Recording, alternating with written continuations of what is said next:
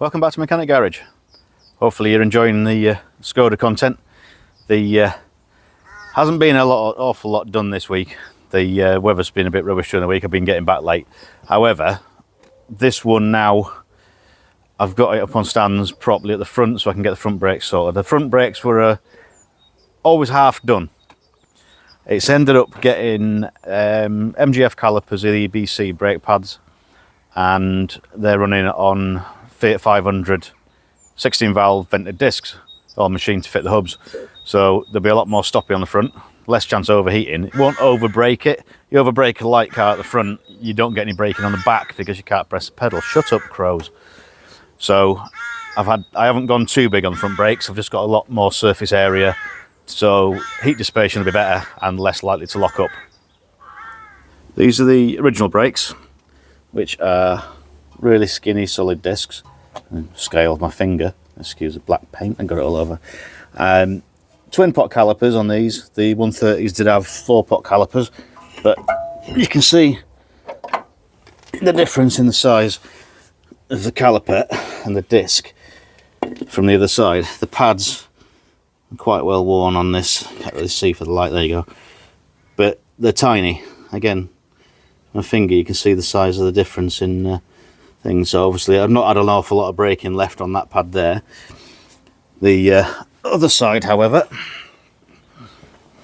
is all saying about the Fiat 500 vented discs and a far bigger caliper. The pad's actually full size there to there. There to there, rather than little tiny squares like the other one. These are on single piston, so there's been a bit of going back to school, working out pressures involved, but we should be okay. It's going to be less effort, however that will put more pressure on the pedal, which will increase the braking to the rear. Surface area and the vented disc will prevent them getting as hot. You may notice the red springs as well. I bought a set of uprated springs for it, slightly lowered, and brand new KYB premium gas shocks, as you may have seen on the short, if anybody's seen that, because I don't know who watches them. So uprated springs and shocks are fitted. I say the standard shocks, but they are shorter. Obviously fitting shorter springs, the shocks then working in a different position. They're from a Nissan Navara D22 front end, so they're a little bit stiffer, a lot more resistance from a heavy diesel engine onto the light front of this, so it'll stiffen the front end up nicely. Also, rear suspension, not there yet. They have different spring mounts on a 130 and a 120. I only found this out after the last video. When I put the other one together, I got a message off a guy saying, don't do that, that's all wrong. And he's right, it is. So what we've done, you got standard springs and shocks. Well, these are shortened ones, however they're both the same. This is the 120 top spring mount, and there's a difference between there and there. You can see this and that are separated by a rubber block, because what they found is the vibration through the fixed axle on the swing axle was causing through the body, so they had to isolate it through here because that was bolted directly to the axle. The 130s, everything's rubber mounted, CV joints, drive shafts, it's completely different. It doesn't need that. Explains why the 130 springs are longer, because they take up this gap that the 120 has that the 130 doesn't have. Now, I did try and find some of these, and they were quite unobtainium, so other than buying new ones for a fortune in Eastern Europe.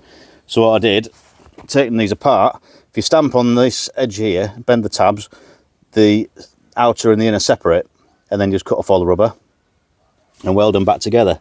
So you put the spring seat, which there it is, spring seat back on to the original, which is basically separated. It gets rid of that gap. So that now means, there you go, that means that the rear suspension will sit at the correct height in relation to it. It'll also be mounted properly. The springs will be fixed to the body rather than to a rubber block which can flex, which we don't need. The brown one is, I haven't touched, it's stayed polished, just. They do fade quite quickly. I need to fit the under trays back underneath around the engine and the engine bay and the fuel tank area. Then I'm going to just take the back drums off, adjust the back brakes up, I can adjust the handbrake then.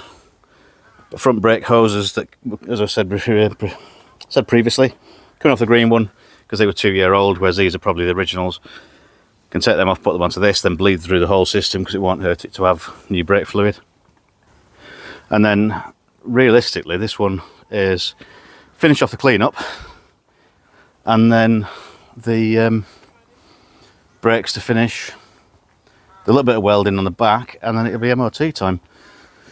It's not far off,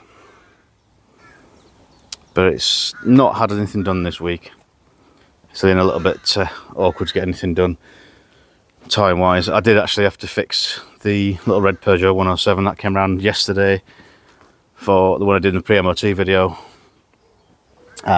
Fit the new strut on there, new exhaust mounts, things like that.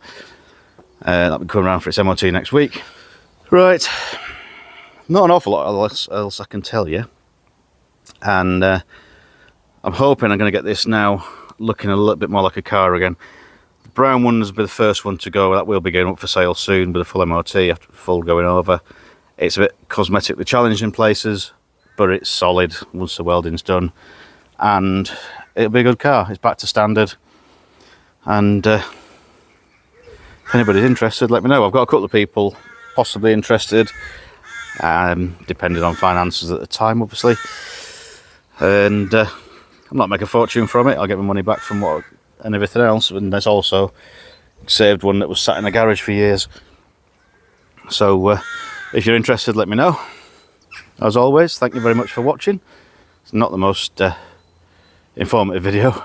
It's more of a this is what we're doing, a bit of an update. So, but thank you very much, and we'll see you in another video where hopefully there'll be a bit more progress going on and a bit more happening. And one of these days, I hope them crows will bugger off. But thanks very much. Cheers.